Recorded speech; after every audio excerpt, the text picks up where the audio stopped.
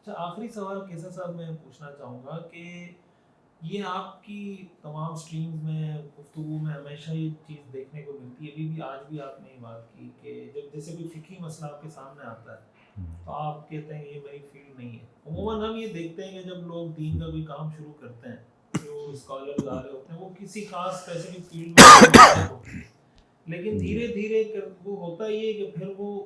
پورے پورے مفتی بن جاتے ہیں، جائز ناجائز حلال حرام کے فتوے دینا شروع کر دیتے ہیں. تو آپ ایسا نہیں کرتے، تو اس کی کیا وجہ ہے؟ سچی بات ہے، وجہ تو میرے والد صاحب ہے. ان کی باتیں اب ہمیں محسوس ہوتی ہیں وہ کتنی ضروری تھیں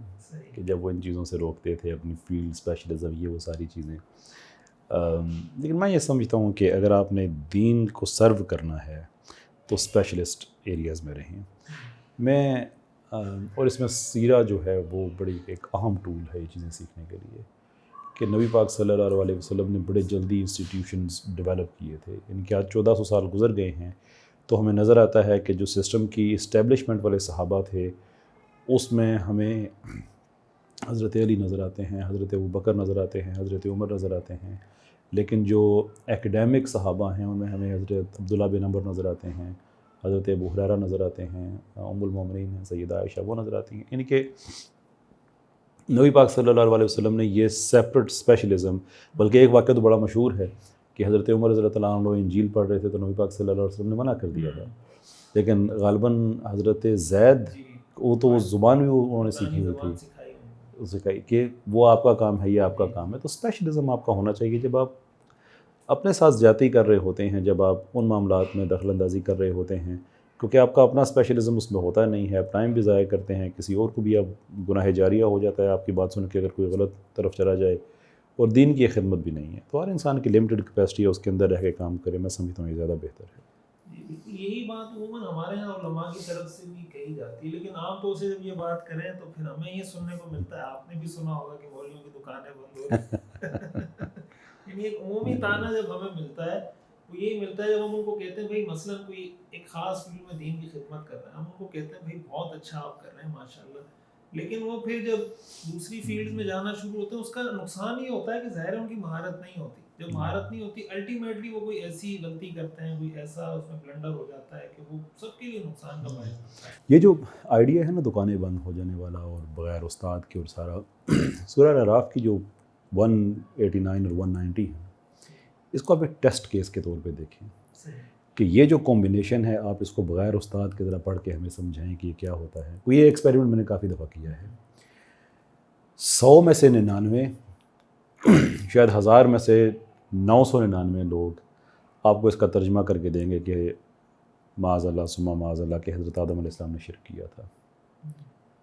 اب بغیر استاد کے آپ ٹرائی کر کے دیکھ لیں. آپ خود، اب تو خیر یہ جو لوگ دیکھیں گے ان کو تو پتہ چل جائے گا لیکن جنہوں نے نہیں دیکھا آپ تجربہ کر کے خود دیکھیے گا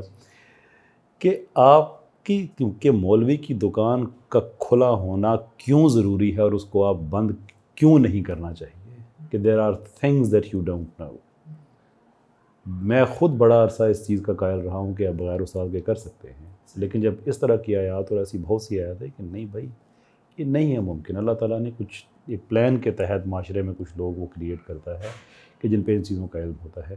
اب یہ ایک ٹیسٹ کو اس کیس کے طور پہ یہ آپ 189 190 لوگوں کے سامنے رکھا کریں اور اسے کہا کر بتائیں مجھے ذرا اس میں کیسے لکھا، کیسے آپ نے سمجھا کہ آدم علیہ السلام نے شرک نہیں کیا تھا، کیونکہ اس کا براہ راست تعلق قرآن گرامر کے ساتھ ہے کہ آیت کی گرامر کہاں پہ چینج ہوتی ہے اور کس طرح سے. خیر میں زیادہ اس میں نہیں کہوں گا اس لیے کہ راز کھل جائے گا، وہ آپ رکھ لیجیے.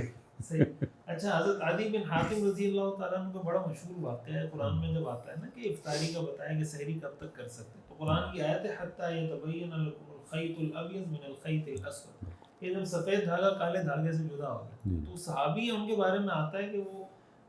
صبح آئے تو حضور نے ان سے پوچھا کہ سحری کس وقت بند کی، تو انہوں نے کہا کہ میں نے رات کو اپنے تکیے کے نیچے ایک کالا دھاگا رکھا تھا، ایک سفید دھاگا رکھا تھا، اور اس کو دیکھتا رہا کہ جب اتنی روشنی ہو گئی کہ دونوں دھاگے الگ الگ نظر آنا شروع ہو گیا تو میں نے سحری بند کر دی.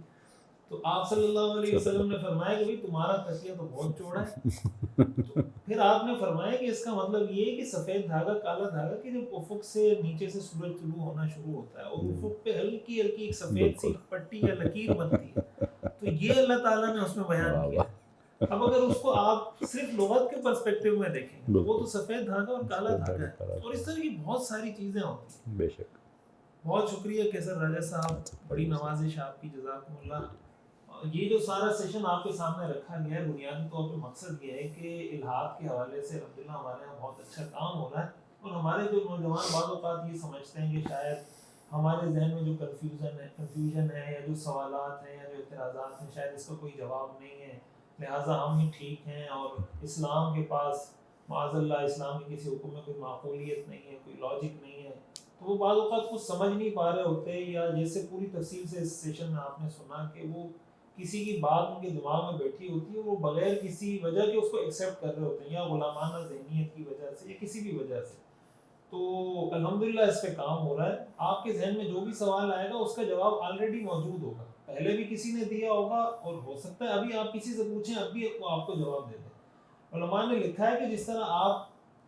مثال کے طور پر کسی کو بیماری ہوتی ہے نا، آنکھ کا مسئلہ ہے تو آنکھ کے اسپیشلسٹ کے پاس جاتے ہیں، دل کا مسئلہ ہے تو دل کے اسپیشلسٹ کے پاس جاتے ہیں، کوئی اور مسئلہ ہے تو اس کے اسپیشلسٹ کے پاس جاتے ہیں. اور اگر آپ کو کسی ایک ڈاکٹر سے آپ کی تشفی نہیں ہو رہی، علاج صحیح نہیں ہو پا رہا، تو آپ دوسرے ڈاکٹر کے پاس جاتے ہیں، آپ ہاسپٹل چینج کرتے ہیں، آپ شہر چینج کرتے ہیں، آپ ملک چینج کرتے ہیں. تو آپ اگر کسی عالم دین سے بھی مسئلہ پوچھ رہے ہیں اسپیشلی الہاد کے حوالے سے، اور آپ کی تشفی نہیں ہو رہی، اس کا حل یہ نہیں کہ آپ کہیں کہ میں نے تو مفتی صاحب سے پوچھ لیا، امام صاحب سے پوچھ لیا، مجھے جواب نہیں ملا. آپ کسی دوسرے مفتی صاحب کے پاس چلے جائیں، یا آپ ان لوگوں کے پاس جائیں جو خصوصی طور پر اس فیلڈ میں کام کر رہے ہیں. جیسے کیسر صاحب ہیں، انہوں نے پوری ایک لسٹ گنوائی جو حضرات مفتی یاسر ندیم صاحب ہیں، دیگر حضرات ہیں. تو جب آپ ان کے پاس جائیں گے امید ہے انشاءاللہ آپ کی تشفی بھی ہوگی، اور آپ کو پتہ بھی چلے گا کہ اسلام کے جو احکام ہیں، اسلام کے جو عقائد ہیں، اللہ تعالیٰ نے وہ کتنے مضبوط اصولوں پر قائم ہے. اللہ تعالیٰ میں سمجھنے کی اور عمل کرنے کی توفیق عطا فرمائے. آپ تمام حضرات کا بہت شکریہ. السلام علیکم ورحمۃ اللہ وبرکاتہ.